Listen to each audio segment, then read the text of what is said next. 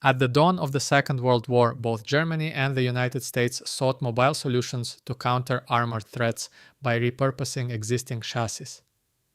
The Panzerjäger Au was Germany's first dedicated tank destroyer, mounting a Czechoslovakian 47mm gun on a modified Panzer I light tank hull.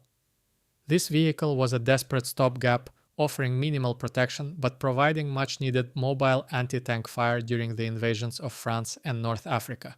Across the Atlantic, the United States developed the M3 gun motor carriage by mounting a 75mm field gun onto an M3 half-track.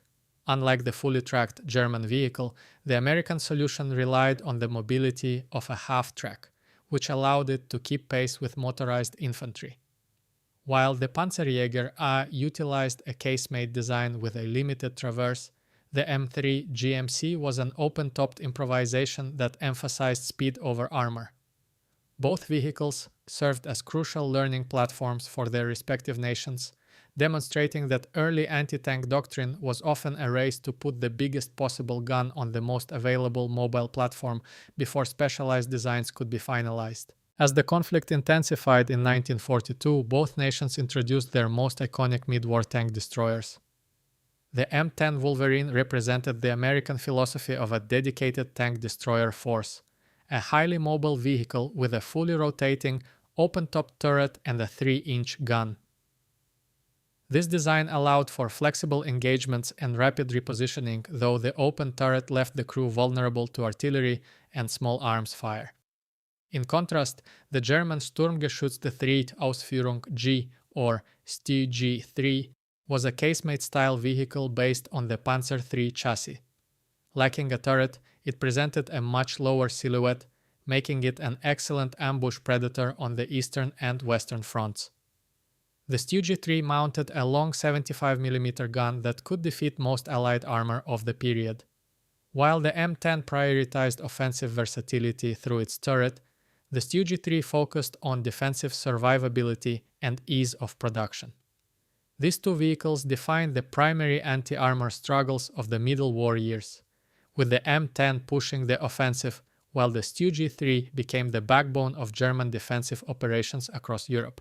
1943 saw the introduction of two vehicles at opposite ends of the design spectrum.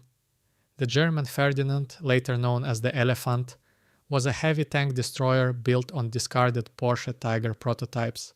It featured massive armor plating and the powerful 88mm PaK-43 gun designed to destroy Soviet tanks at extreme ranges.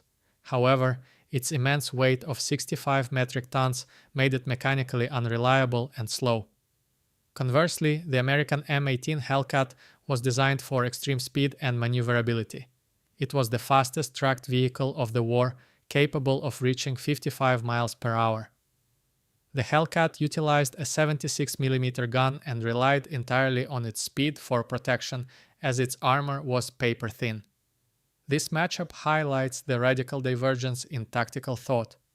Germany invested in heavy, impenetrable fortresses that could dominate a static battlefield, while the United States favored the hit-and-run tank destroyer doctrine, where speed was used to outflank and surprise the enemy. Both vehicles achieved high kill ratios, but their operational limitations often dictated their success on the battlefield. By 1944, the emergence of heavier tanks led to more specialized anti-armor platforms. The German Jagdpanzer IV was a dedicated hunter tank, featuring a very low profile and sloped armor that made it difficult to hit and penetrate. Its long 75mm gun was specifically chosen to engage Allied armor from concealed positions. It was an evolution of the StG concept, but with improved ballistic shaping and better anti-tank capabilities. On the American side, the M36 Jackson arrived to address the limitations of the M10's 3-inch gun. The Jackson was equipped with a powerful 90mm gun, providing the United States with its first mobile platform capable of reliably engaging German Tigers and Panthers at long distances. Like the M10, it retained a rotating turret, but featured a significantly more powerful engine and upgraded sights. The Jagdpanzer IV excelled in the dense terrain of the Western Front, where its low height allowed it to disappear into the landscape, while the M36 provided the heavy punch required for the final Allied push into Germany, proving that a turreted gun remained a high priority for American commanders. The Jagdpanther is often cited as one of the finest tank destroyers of the war, combining the excellent mobility of the Panther chassis with the lethal 88mm Pak-43 gun. Its well-sloped frontal armor and high-velocity armament allowed it to engage targets at ranges where Allied tanks could not effectively return fire. It represented the pinnacle of the German casemate design, offering a perfect balance of firepower, protection, and mobility. To counter such threats, the United States sometimes mounted the M36 turret onto the hull of the M4A3 Sherman tank, creating the M36B1. This was a hybrid solution that combined the superior firepower of the 90mm gun with the reliable and well-understood mechanical platform of the Sherman. While the Jagdpanther was a purpose-built Predator designed for long-range kills, the M36B1 was a pragmatic adaptation that allowed the Allies to deploy heavy anti-tank fire using existing logistics and chassis. Both vehicles saw heavy action during the Battle of the Bulge, where the Jagdpanther's superior armor often clashed with the American tactical flexibility and the devastating accuracy of the 90mm cannon. The final stage of the war saw the development of massive lumbering giants that pushed the limits of armored warfare. The German Jagdtiger was the heaviest armored fighting vehicle to see service during World War II, weighing 71 metric tons and mounting a massive 128mm gun. Its armor was nearly impenetrable from the front, but it suffered from extreme mechanical failures and a lack of mobility. Simultaneously, the United States developed the T-28 Super Heavy tank, also designated as the T-95 gun motor carriage. It was designed to breach the heavy defenses of the Siegfried Line, carrying a 105mm gun and featuring double sets of tracks to support its 95-ton weight.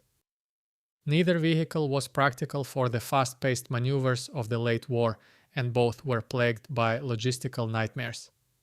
While the Jagdtiger saw limited combat action, the T-28 never made it to the front lines before the war ended.